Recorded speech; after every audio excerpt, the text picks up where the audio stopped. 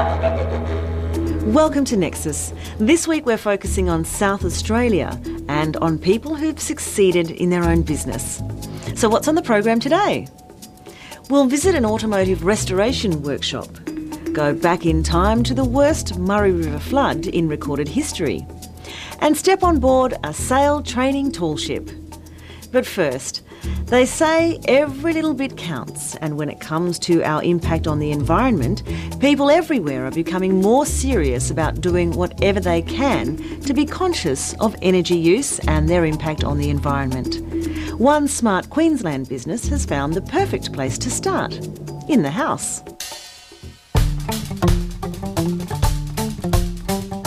My name's Scott Elson. My wife Sandy and I started a business called Sala Homes, and that is an acronym for Sustainable Affordable Living Australia.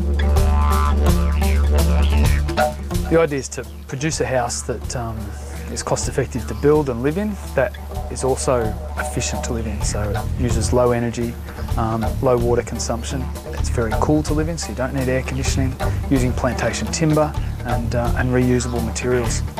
All of the houses can be disassembled and all of the materials recycled. It's about 90% of the houses can be reused at a later point, so in 50 or 100 years' time it can all be used again to build another house.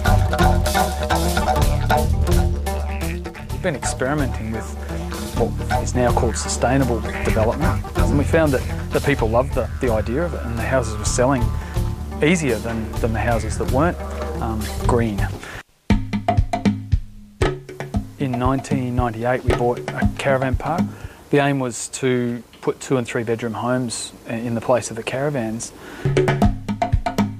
I found Michael Mobbs in Sydney, who had refitted a terrace house a kilometre from the CBD, and it produces all its own power, harvests its own rainwater, treats its own sewage. So I thought, what a great idea.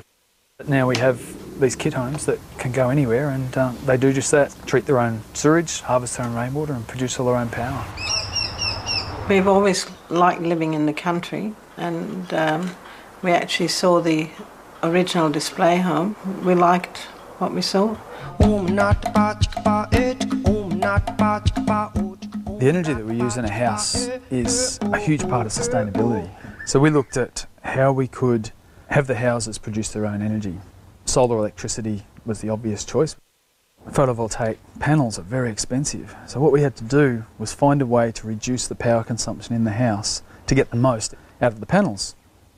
6 panels on the roof can produce all the electricity that's needed. I mean, the last house we actually had a proper air conditioner, but here, you have to adjust the windows to be able to get the airflow and turn the fans on, and if you do it right, you just always know that when you open the door it's going to be cooler inside than what it is outside.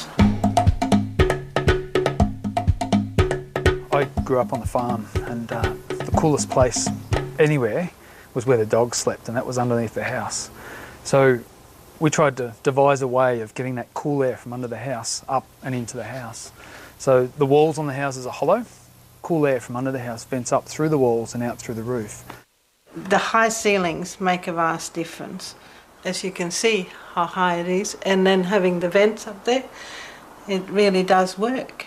Now in winter, you don't want that warm air to escape, so there's dampers in the roof that shut off, and that traps the air in the walls, which acts as a really good insulator. With the fridge, we use the same concept of bringing the cool air from under the house up the back of the fridge and out through the roof, so it makes the fridge up to 20-25% more efficient. We use low energy lighting. We just use batten fluoros, and they're hidden behind pelmets. Now they're really cost-effective lighting, cheap to put in and very cheap to run, but give a really, really warm glow. We don't have a huge electricity bill.